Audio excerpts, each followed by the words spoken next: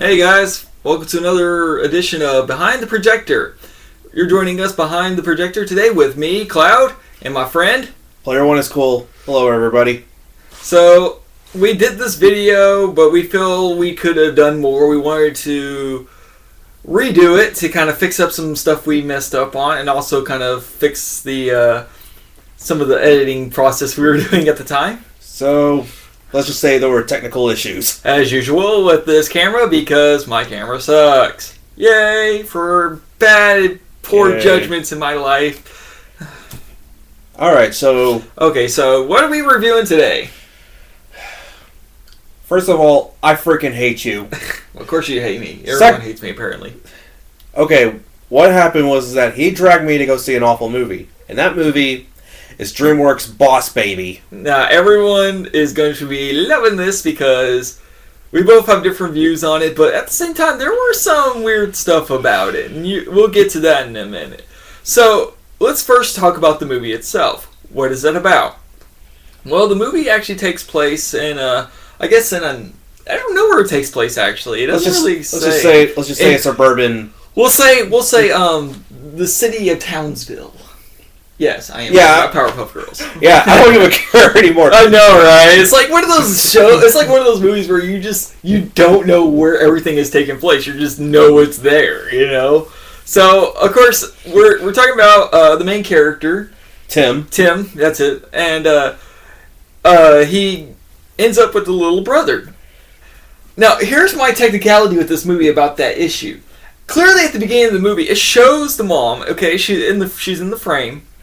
And they're giving him his little bedtime story song, which, by the way, the song comes into play so many times, which drives you nuts. It does. It kind of gets you. It's like it's like them on Power Rangers talking about Krispy Kreme the whole freaking time. You know, it just pops up, and you're just like, okay, enough about that daggum song. We heard it.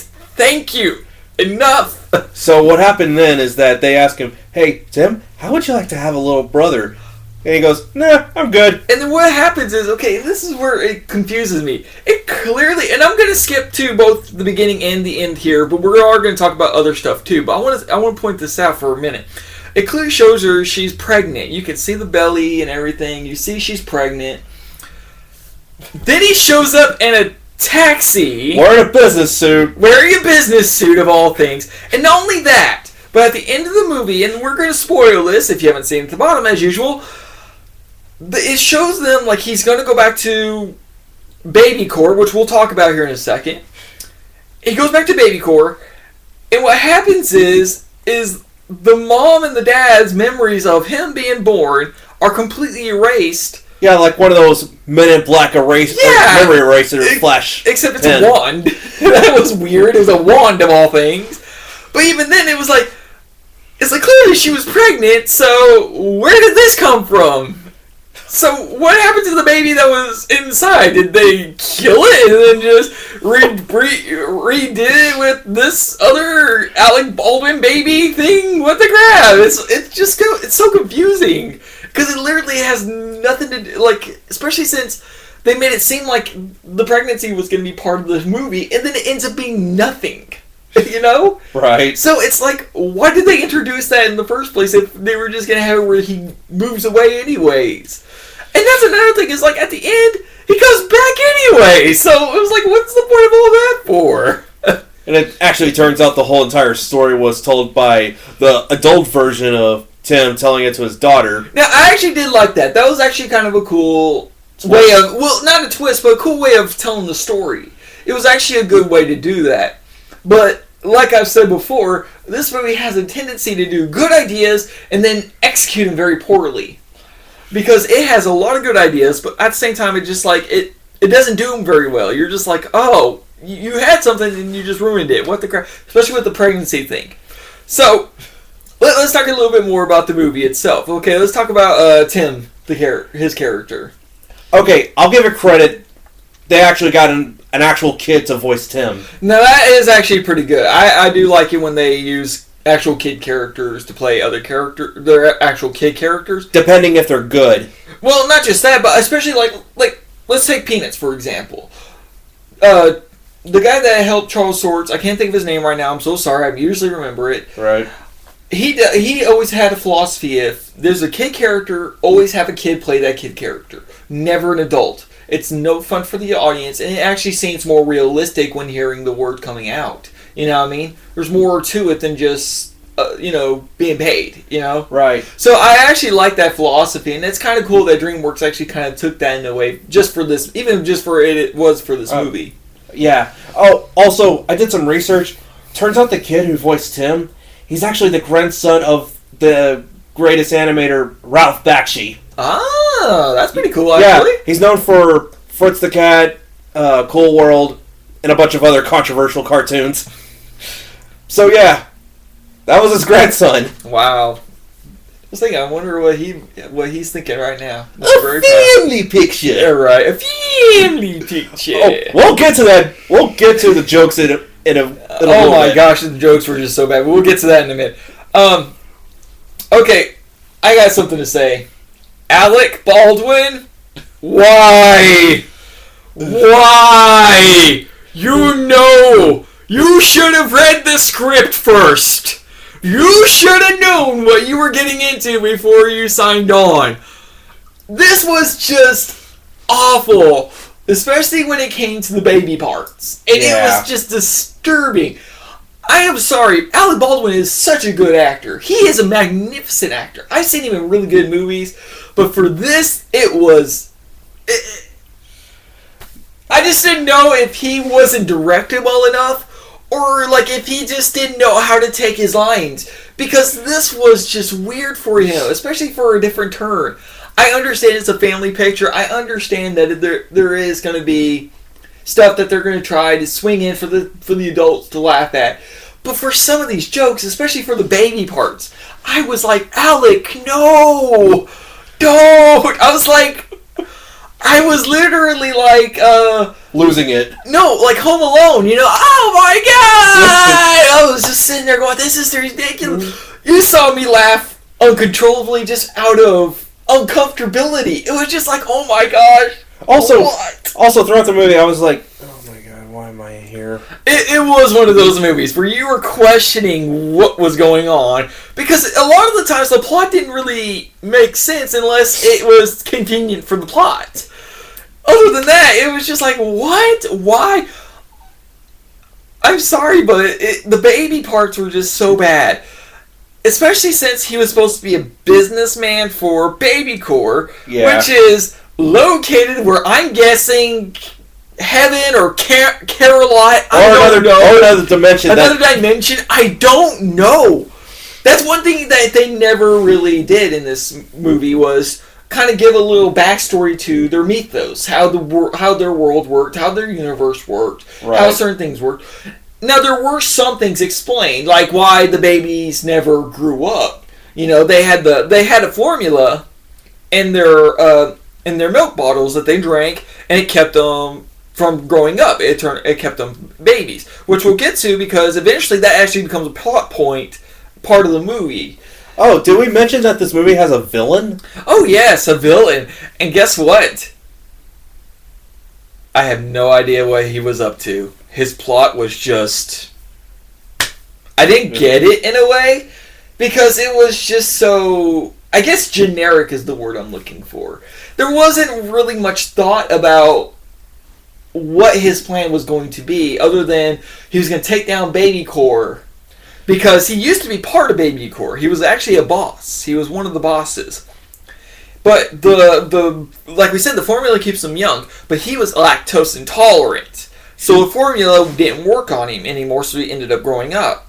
And so they kicked him out of Baby Corps, so that way he was put down on Earth as a new baby, and he grew up, and he became a boss of Puppy Co, which, by the way, we will get to in a minute, because there's a lot of plot points in Puppy Co than there is Baby Co. And it gets a lot worse from here. And it does. This is where it kind of gets confusing to me. I liked some of the, like I said, there were some ideas I did like. They had really good ideas. But again, the stuff that they did was not good enough that they could keep a good story going and also entertain us at the same time, to the point where we were enjoying it. I was sitting there, and there was a scene. I'm going to go ahead and start talking about some of these scenes. Oh, there was a scene that was kind of funny. It had potential, but it ended up just going, oh my gosh, what? Because there was a couple things that were confusing about it. First of all, we want to point this out. Tim is actually a very imaginative kid. That's the word I was looking for. Imaginative. Yeah, you know how 7-year-olds get. Right. He's very imaginative. In the movie, it was really cool. That's one thing I did like about the movie, was when he was in his imaginary mode, when he was imagining things, you got to see what he was looking at and kind of experiencing what he was experiencing, which was cool because you don't see very many movies do that. You just kind of see the kid playing around, acting like a kid, and you don't get to see what their point of view is more like. So it was kind of cool to see something like that for once. But the problem is, like, it doesn't really explain if he's doing that the whole time, or if it's just whenever it's convenient for him, or for the plot. Especially for the backyard scene. You remember that scene, right? Oh, God, yes. Okay, so the backyard scene is where, he's trying to... I'm sorry to interrupt. No, it's alright. He finally gets the idea of, taping the babies, right? Yeah, with the tape recorder. And, he actually gets footage of them talking. So, or not footage, but, the tape. He gets the tape of them talking. Yeah, he gets the audio. And, so he's going to go tell the mom and dad.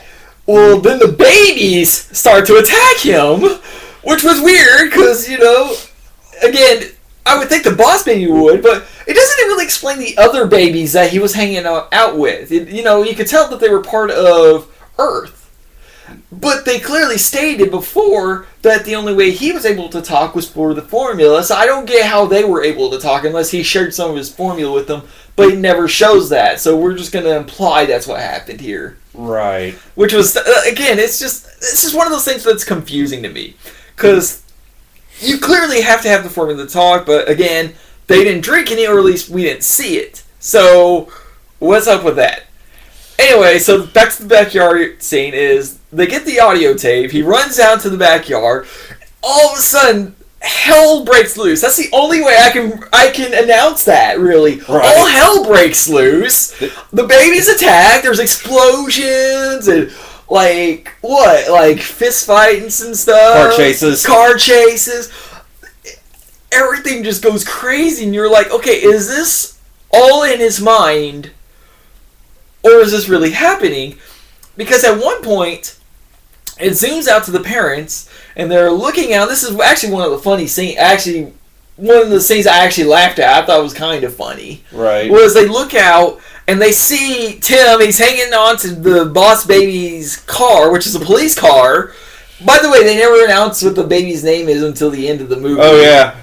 And, he's hanging on to Boss Baby's, car. He's just sliding against the ground. And they're only going, a foot a minute or something like that. Yeah, and the mother was like, honey, look, they're playing in the backyard. Isn't that cute? Oh, it's good to see them getting along together. It's like, okay, I was like, okay, that's actually kind of funny. I will give it credit for that line. Also, there was another joke that happened later on in the movie that actually did make me laugh. Right, we'll get to that one here in a minute. But like I said, but the thing was, again, you don't know if it's part of his imagination or what.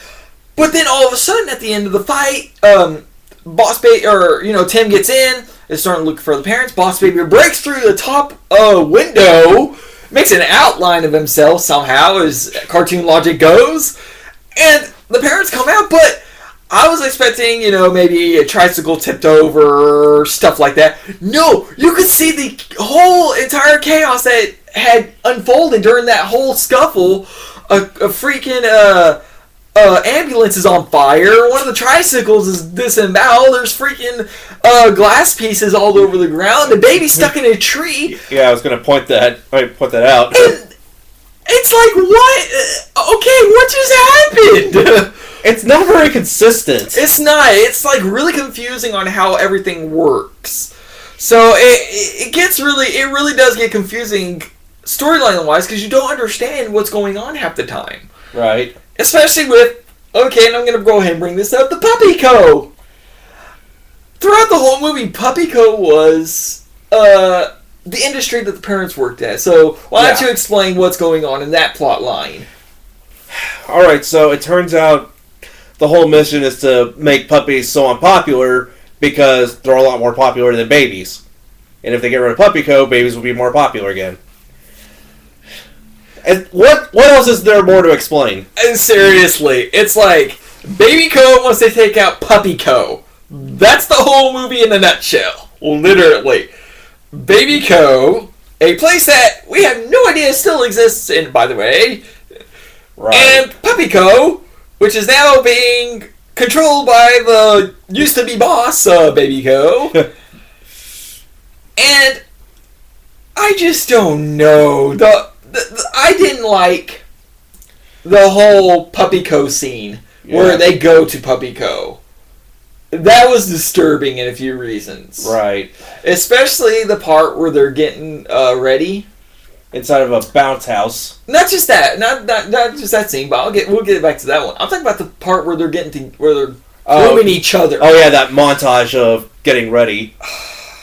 Why don't you explain that scene for them? Alright, so at first you think it's going to be one of those typical montages where they dress all sharp, they got their hair done nicely, but then there was a scene where Tim powders his baby brother in the butt and it farts out some powder. It was one of those scenes. It was, again, Trolls. Remember in Trolls, the one glitter troll had to fart and shoot out freaking glitter. What? It was like that all over again. I was sitting there going, oh my gosh, really? We're just going to have to say that. You really have to do that. We're just going to have to say it out loud. Fart jokes are nothing but a crutch. Fart jokes, I will accept a fart joke if it's perfect, if it's executed right. Right. That wasn't executed right. That was just we need a fart joke for the sake of a fart joke. You know? Yeah. It did not fit the concept of what was going on, you know? They just wanted a fart joke for a fart joke. But what's more disturbing is they go to Puppy Co. and they go to this like he was saying, they go to a bounce house. And the parents go on their own way to go deal with the boss to make sure that the new puppy, which was being produced by Puppy Co. to take out the Baby Co., to mind you. This is a big plot line. Don't forget it. They go, their separate ways. Then the baby and the brother, or Tim and the baby brother, the boss baby, they go into the bounce house. Now, they could have gone around the bounce house. Yeah. They could have found a way to avoid this in any situation. But again, this was for the sake of a joke like this. They go to the very back of this bounce lounge. Oh, keep in mind, the bounce house looks like a dog. I was about to point out, this bounce house, by the way, is shaped like a dog. They go to the very back, and insignificantly, I have no idea who designed this thing, and they should be hanged for their crimes. They go out a butthole and the bounce house, and yes, it was a butthole because they go below the tail. Yeah. Basically... What? Basically, the bounce house just crapped them out. There are no words to describe that. How I felt when I saw that. My jaw dropped. Because I was shocked that they would go so far for a cheap laugh. Right. To have a crap joke. Like that. I was sitting there going... Yeah. I'm sorry, Dreamworks, come on! You were doing awesome. You were doing a lot better. I've seen some of your old stuff compared to the newer stuff. And some of your older stuff is not as good as the new stuff. Because that's all they are, crap jokes and fart jokes. So to see them kind of reverting back to that, I'm like, no, what? You were doing good. What happened? Did I mention this movie was directed by the guy who made the Madagascar movies? Oh my gosh. Why? Right. By the way, 4 is still is still on hiatus. Yeah, so I've heard. So anyways, back to this. Okay. Another plot line they kind of bring in but doesn't really go anywhere is the nanny. Oh yeah. turns out this nanny dude is actually the henchman of the boss, of Puppy Co. Yeah. And he's silent throughout the whole movie until the very end. He gets one line. We'll get to that in a second because I have plenty to say about that. So basically, he has his henchman disguise himself as a nanny. Horribly, I might add. While the parents are going to Vegas with the boss of Puppy Co., then the nanny has to watch over the kids. By the way, I gotta point out something about his dress. He's just as convincing as JoJo. Oh, I showed him a clip of JoJo's Bizarre Adventure, but we'll talk about that another time. JoJo's Adventure is eventually going to come up, so look forward to that one eventually. Right now we're going to talk about this. But yeah, it was just one of those scenes. It's just like, are you really sure mom and dad have some brain cells left? Because clearly they would have noticed this is not your typical nanny. This is something in a drag. It's like, doesn't it hit you that there's a muscular guy dressed in drag and that doesn't raise any eyebrows? It really does, especially if it'd be kind of weird for him to be going to a park with the kids. Stranger danger, stranger danger! It's just one of those things where it's like, I swear, if they go to a park and they get screamed to stranger danger, I'd be like, yeah, I don't blame them. Right? It's just one of those things, it's just like, seriously, do these people not have brain cells to notice this is a dude? Right. But, like, what's weird is, I thought it was weird when they went to Vegas. He followed after them. He was doing the chasing with them in the convention center. Which, by the way, I want to talk about that inappropriate joke eventually. Oh yeah, before that, I had to say something. You had a turn on telling what your favorite joke was. Well, not yet. I haven't told him my favorite joke. Oh, I'm sorry. My favorite joke is actually the Hansel and Gretel joke, but we'll get to that in a minute because I really want to talk about that one. I'll let you do the other one though. That was my favorite joke, actually. Okay, well then I'll let you do that one. I'll do the inappropriate one. How about that? All right. Okay, fine. Okay. Thank you for joining our argument. We are now considering punching him in the face, but I'll do that later. Okay. Well, okay. Enough goofing around. All right. We have fun on the show. Back to the movie. But so they go to Vegas in order to try to stop him. And so like the nanny dude, I don't know what his name was. I can't remember now. He had a name, but it's really one of those forgettable names. It's just one of those characters that's you knew was there, but it's kind of forgettable. You know what I mean? Yeah, and I just don't want to bother looking him up. I know, right? It's just there's no point. I mean, it's not like we're going to get the movie and watch it again. It's so bad. Let's just call him Nanny for now. So the nanny chases after them. I have to question Vegas, by the way. I know they have some bizarre stuff. I know they have a roller coaster on top of a hotel that actually goes over and then backs up again. I know there's a roller coaster that goes through one, and an aquarium in another, and a zoo in another. I have to question, though, who designed a hotel or a convention center with a freaking hamster setup? The size of humans. I've been to Vegas, so chances are it's pretty normal to them. I just don't understand that. It's a giant hamster tunnel thing that they crawl into to get away from him. He gets stuck, and the only joke they have for that is he looks over at one of those water tube things, and he goes, he starts licking it. That's the only joke they had for that? Really? I could have come up with something better, like the tube breaks and he falls over and rolls away into maybe into like a highway or like I was gonna say like into one of those girl makeup dress rooms, you know, and like you hear him screaming, he's like, and all you hear is or something like that, you know, just something. But no, it's just like the only joke they could come up with is him turning his head and going.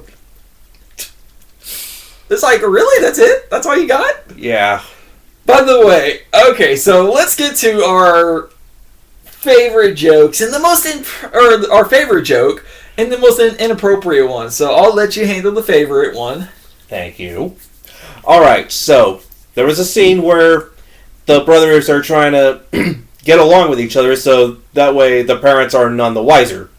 So one one night, Tim was reading his baby brother the story of Hansel and Gretel, and the brother goes, "So, wait, this story is about cannibalism?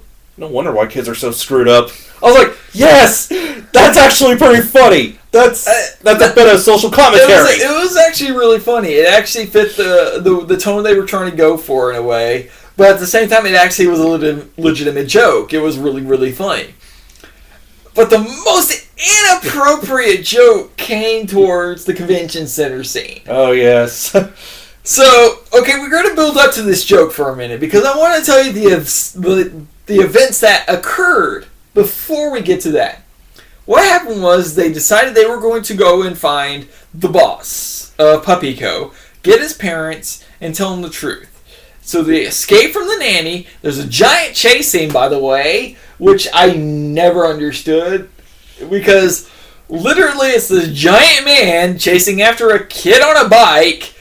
Clearly this 6'8" cat guy can catch up to a little kid on a bike that's going, 10 miles an hour, let's say? And yet, his big, long legs can't seem to catch up to it. What? Seriously, I can run up and, grab the seat or something, and catch them. But no, he's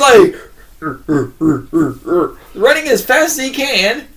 And then the boss baby's calling the other babies for backup. From the meeting for backup.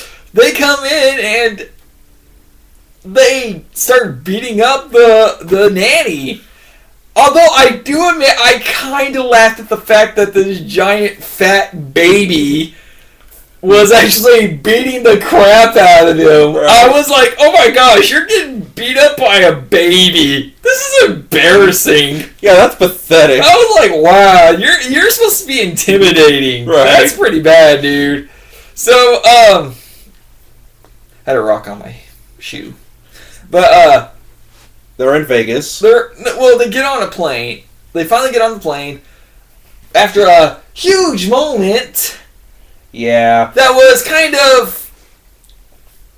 I felt like it was forced. Yeah. I'm going to be honest about that.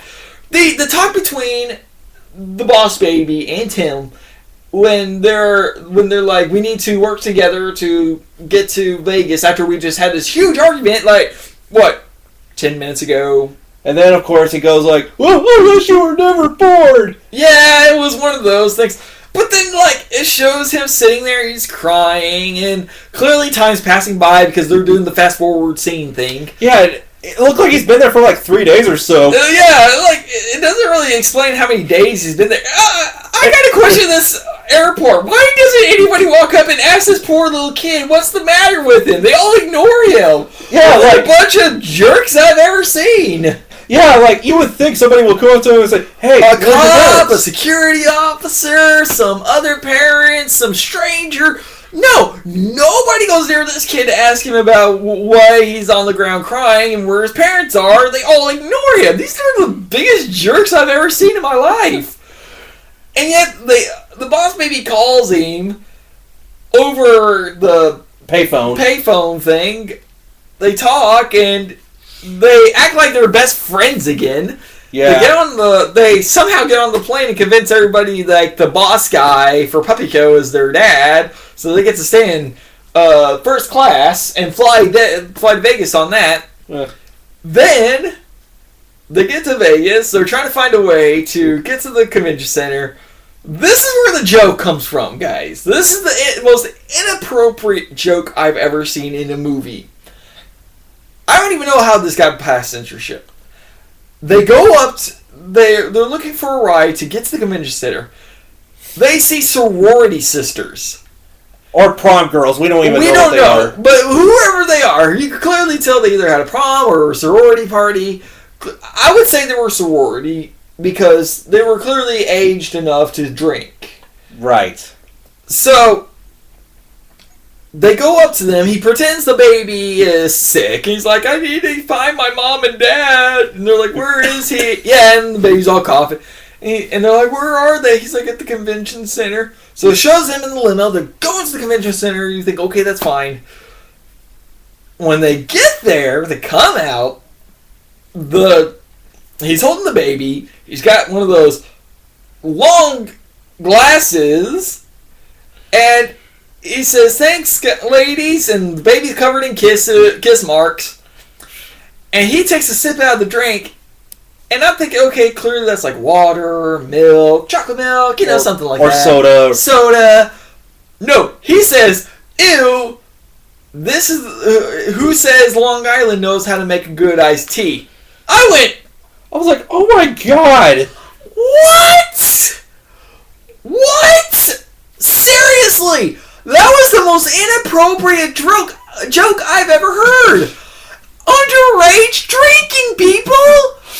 Do you know how much alcohol is actually in a Long Island iced tea?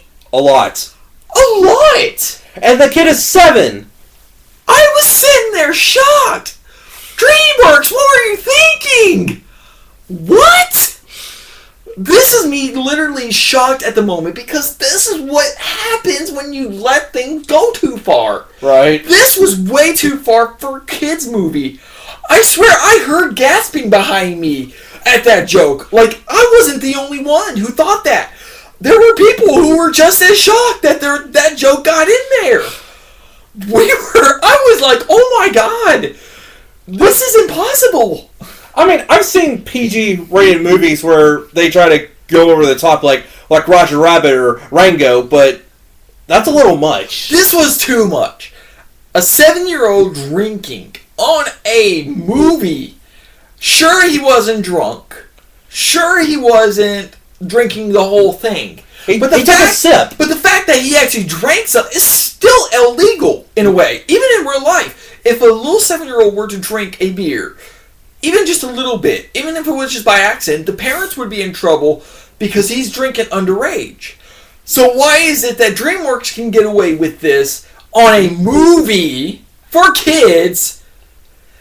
That makes me think, oh my gosh, are they trying to make it seem like these kids, they're trying to get kids to drink now? Because this was just too far for any movie. You know what I mean? Yeah. But, okay, so, alright, but that's all we wanted to say about that mostly. But we wanted y'all to understand what we felt. This was just not right. So we're going to go back to the plot for a minute. We're going to finish up here real quick. And, oh yeah, there's one important plot line.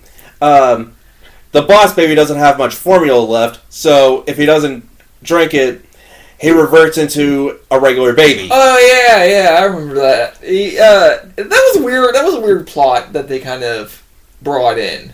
Yeah, because throughout the whole, they mentioned the bottle a few times, and they even showed it, and they showed him, drinking out of it, but they didn't show it enough to point out that he had to drink it at a certain time. Well, he does have a watch that tells him what time he has to start drinking. True, but even then, it was not enough to make me go, okay, so clearly he has to drink this every hour, or every 30 minutes. Or every 24 hours. 24 hours. It doesn't really explain how long he has to wait before he takes another drink out of it to make sure he doesn't grow up. So, they go to, like we were talking about, they go to Puppy Co. The reason why they went to Puppy Co. in the first place was because Puppy Co. was bringing in that new puppy. Yeah. The Forever Puppy. And the Forever Puppy is literally a puppy that literally lasts forever. It does not grow up. It stays a puppy. How they do this is they steal Boss Baby's formula. And they duplicate it, I'm guessing, or find a way to make it. Because, clearly it's just made out of your all-natural blueberry strawberries out in the field somewhere. Because otherwise I have no idea how they made more. It does not explain how they made it. It was just like, oh, we made more. It's like, oh, okay. We're just going to have to accept that. Okay, we'll just, we'll pretend you know how to do that, but okay. Great. So, that's the reason why they go to Las Vegas, is to stop him. And, were you impressed with that last fight with the main boss? Nope. That boss fight was kind of boring. Right. All they did was go into their imagination mode and go gung-ho In other words. Right. It beat up the guy and tossed him into the formula that the puppies are being dipped into. And they also have a rocket, and the parents of the boys are underneath the rocket, so they're trying to save them. By the way, what kind of villain is such a jerk to be so afraid of a baby and a 7-year-old to kidnap their parents and stick them under a frickin' rocket? We're gonna burn your parents alive! It's like, what? I didn't understand that plot line. It's like a recent episode of Lost. I know, and you're never gonna watch it, so why do you care? Besides, Lost has been canceled for years. And if you haven't seen Lost, I'm so sorry to point this out. But there's a plot line in Lost I want to bring up because it kind of fits to this concept. There was a character named Charlie who was played by Merry or Pippin, I can't remember, from Lord of the Rings. And I even told my buddy this last night when we watched the episode. He dies in one of the episodes, and how he dies is he drowns. And how he drowns is, like, this dude blows up this underwater facility they're in. Him and this other guy. Clearly, I question this, but he runs over, shuts the door to the area he's in, and just lets himself drown. And I'm sitting there thinking, if you left that door open, there was more space for the water to flow into, and plus it had a little area where water could just flow into. And not only that, but you could just dive in and swim up quicker than just letting yourself drown. So, it was like that. I had to question it. It was like, how did the sequence of events happen? Because there was clearly other options other than kidnapping the boy's parents. You could have just let them go and shut the door and just press the button to send the rocket off automatically, you know? There were other options here. So, the final fight was just not that good, especially with the boss baby reverting back and forth between being himself and becoming a real baby. Okay, and then the last joke was that right after the boss of Puppy Co. fell into that pool full of that formula, reverted back into a baby, and then the nanny comes out of nowhere and he was like, "There you are! No, pick me up, you dumb wolf, and get them!" He picks him up, and then he holds him, and then all of a sudden, like he said, you get to actually hear him talk. He sounds like Mrs. Doubtfire. Like a very flamboyant German. That's what it sounds like to me. It was like, "Don't worry, I'll take care of him from now on." I was like, what? What?